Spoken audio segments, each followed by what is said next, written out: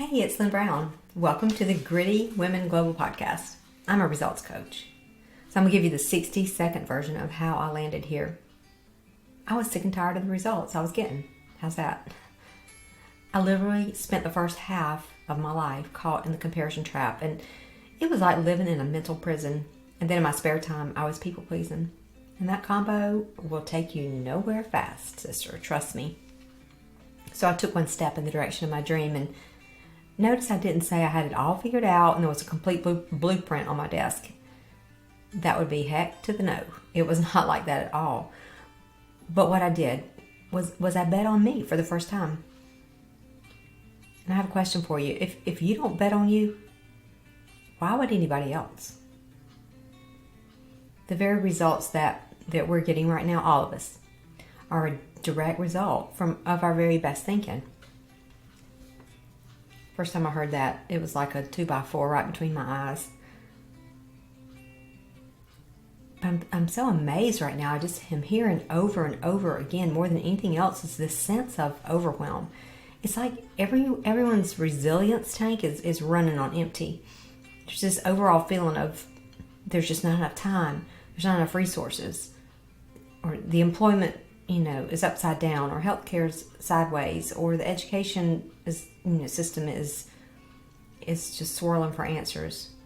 People say their faith is being questioned, and trust is an issue, and the list goes on and on.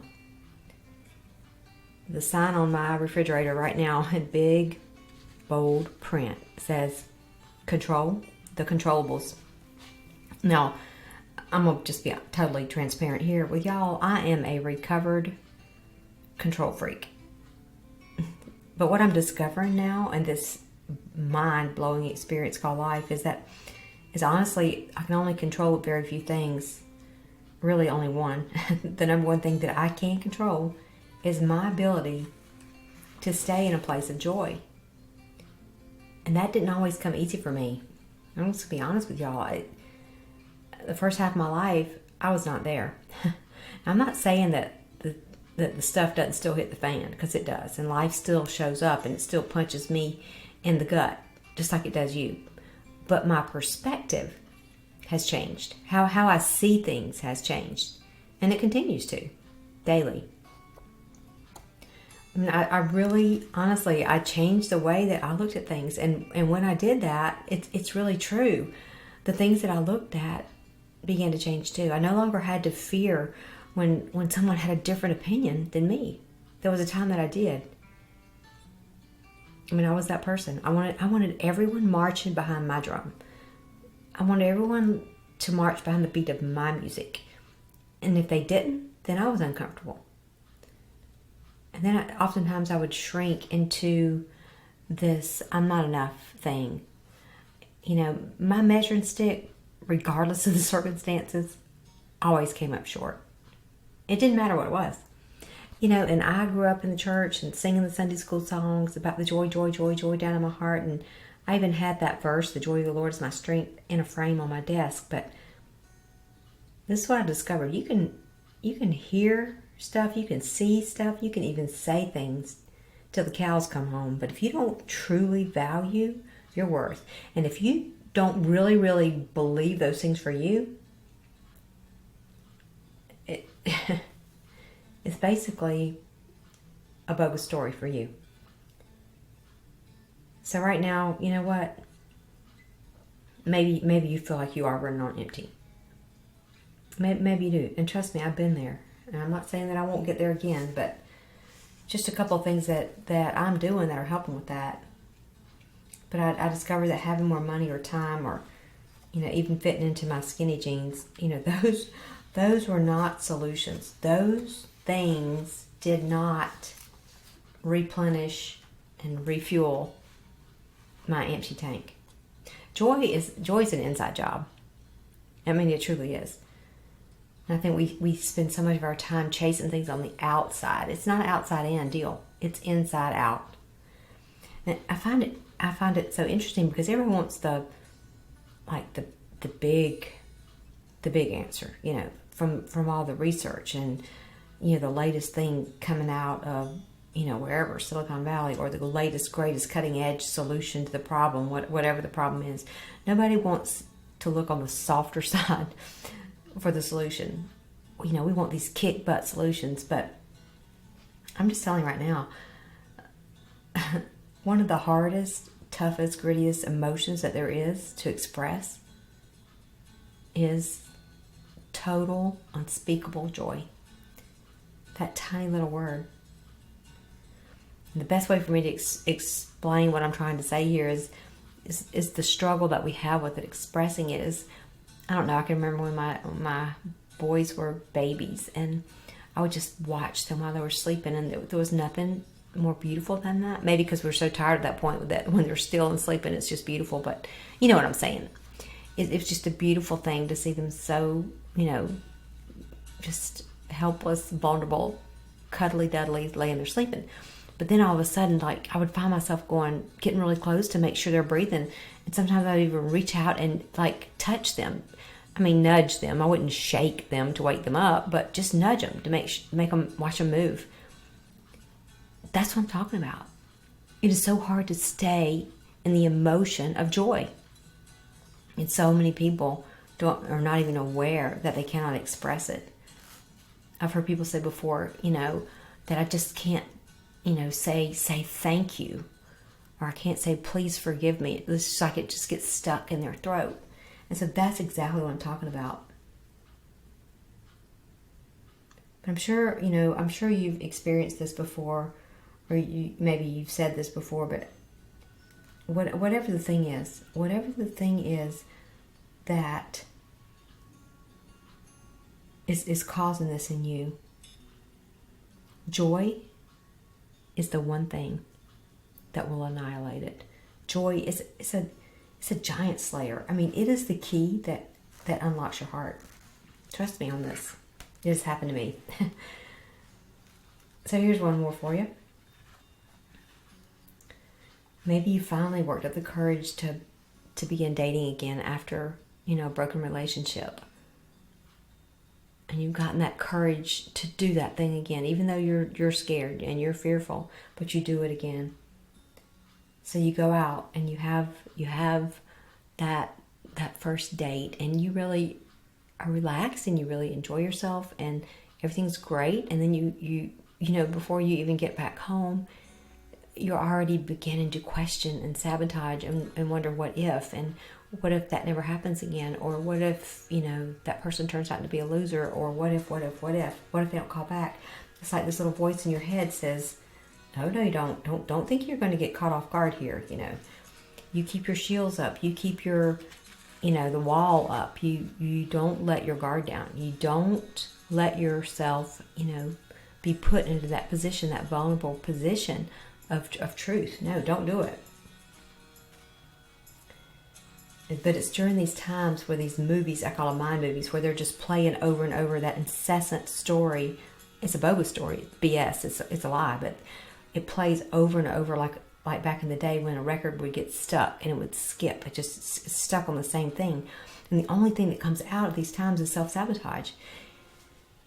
It's like you hear, the thief comes in the night to steal, kill and destroy, to take your joy. I mean, that's what it's like. So when life shows up and it punches you in the stomach or in the face or in the heart, wherever it is that it punches you, it is then that if you have stored up, if your tanks are stored up with gratitude, you have a grateful heart for what you have, then you can draw strength from that place. It replenishes you. If anything, it just keeps you in the present moment. And that's what I'm finding out when I'm working with women that are dealing with anxiety. Anxiety is coming from a place of the past or the future. It's not in the present. You're not anxious about the right now, because right now, if you stop to think about it, really think into it, you're okay right now. That's not what you're worried about. You're worried about either past hurts or the future, what could happen to you and how you could be hurt in the future. But just be grateful for the right now, the here and now, that you're okay.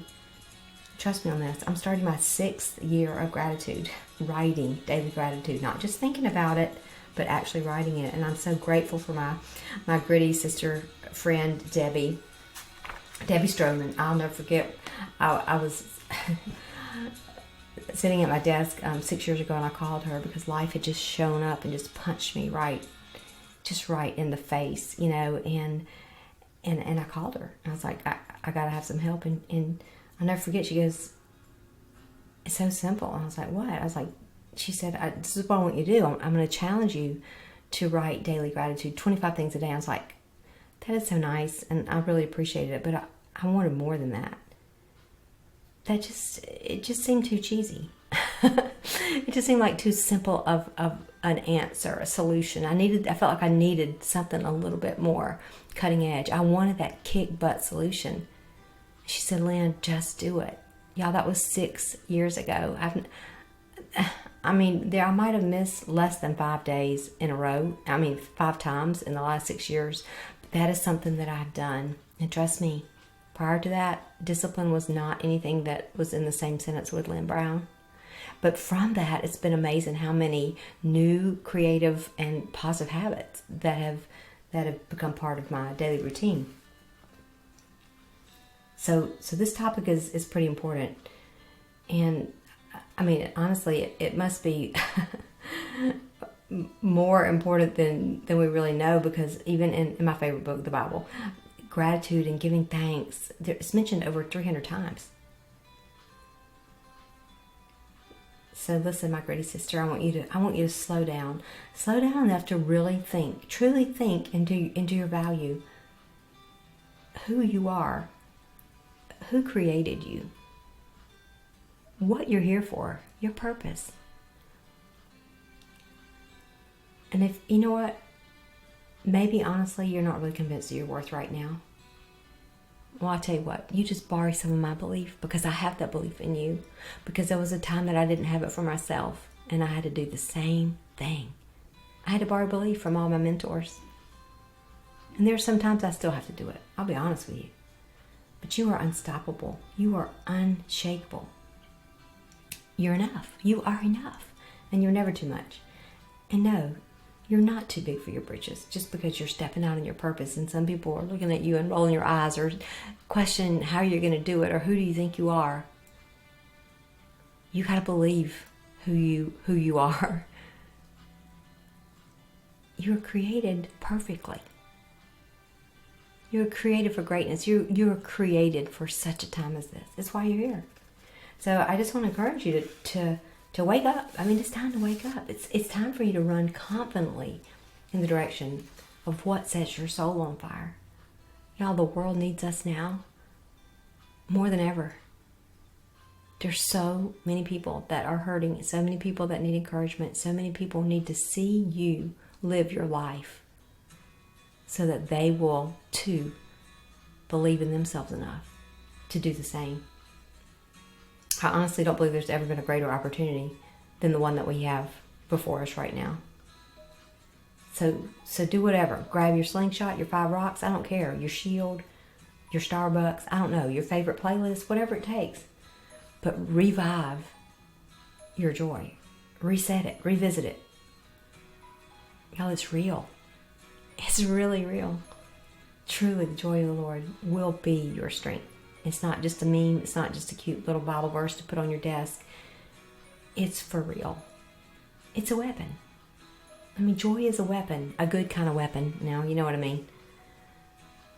Okay, I'm counting on you.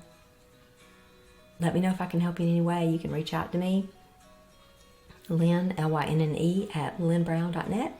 You can message me on Instagram, whatever, LinkedIn, Facebook. I don't care where. Let's do this. Let's fill our tanks with joy. Overflowing with joy. I'll see y'all next week. Take care. Bye-bye.